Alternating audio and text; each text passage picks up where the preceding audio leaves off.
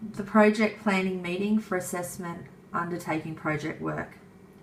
Hello team, welcome to the meeting today. As you know, my name is Monique Beecroft and I have recently been appointed as store manager, and I have identified gaps in which I believe are impacting on our overall operational income of our store. I have spoken to our Chief Operating Officer on how to improve our store, and this is why I have invited you here today. So thank you for coming and discussing the implementation of policies and procedures for the Newcastle store. This has been identified as an improvement opportunity for the store, as our brother Wollongong store implemented policies and procedures which has made a positive operational impact there. As you're aware, Australian Hardware's organisational objectives are to increase sales revenue and gross profit, maintain or increase their market share, control direct and indirect operational costs, maintain superior product and service quality standards, establish reputation of Australian Hardware as socially and environmentally responsible company within the current market. Creating a standardised set of policies and procedures will ensure we meet the expectations set for us as a company. So just a brief overview of the project will include amending the Wollongong policies and procedures to suit the Newcastle store, creating a Newcastle store section on the company intranet, publishing policies and procedures to the internet, communicating the policies and procedures to staff, organising and providing training to all staff, collecting feedback from staff on new policies and procedures.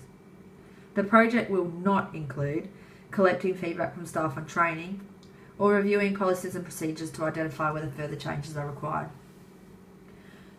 So what do you think the key deliverables would include? New policies and procedures. Yes, that's correct. Firstly, we will need to amend the set of policies and procedures to suit the Newcastle store. We will then need to meet with the IT team to create a Newcastle section on the intranet and upload the final policies and procedures. We will need to arrange training for all staff, and we may encounter difficulty with this, as I have been informed that department managers do not like taking their staff away from serving customers to attend training. Should we train the managers and instruct them to train their staff in their own time? No, I don't. I think to be effective, we need to ensure all staff complete the training. To ensure this happens, we will run a session each day over 2 weeks so that all staff are able to choose a suitable time to attend. We will also require staff feedback on the new policies and procedures. How do you think that we could get this information? Ask them at the staff meeting or give them a survey? Yes, we could give all the staff a survey at the training session to complete at the end of it, to provide the feedback immediately. What do you think about that? Yes, that's a great idea. It saves a lot of time following up on people afterwards. Yes, so that seems like a plan then. To summarise the project, our key deliverables will include a new set of policies and procedures specific for the Newcastle store, polished policies and procedures on the company intranet, training provided for all staff, feedback from staff on the new policies and procedures. I would like you all now to take a look at the work breakdown structure and the Gantt chart that I've provided for you at the table here. This is the timeline that we will be following.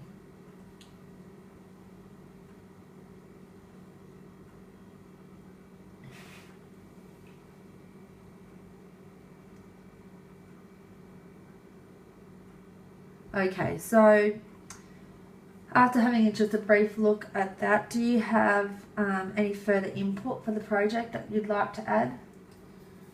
Yes, I think that staff should be providing feedback on the training to ensure it's comprehensive and suitable for the people when orientated later on. Modifications might need to be made. Thank you very much for this input. It's not something that's included in our current scope for the project. However, I am happy to clarify this with the Chief Operating Officer, whether this is something that he would like to include. I will follow this up and I'll get back to you on that. I would like to make it clear that we need to ensure that we follow the timelines set and communicate effectively with the line managers and staff to ensure a smooth process. If there is any issues, please don't hesitate to contact me via person, phone or email. This is an exciting time to make a huge impact on the everyday running of the Newcastle store, resulting in a positive operational variance. Thank you for attending this meeting, and I look forward to working with you all.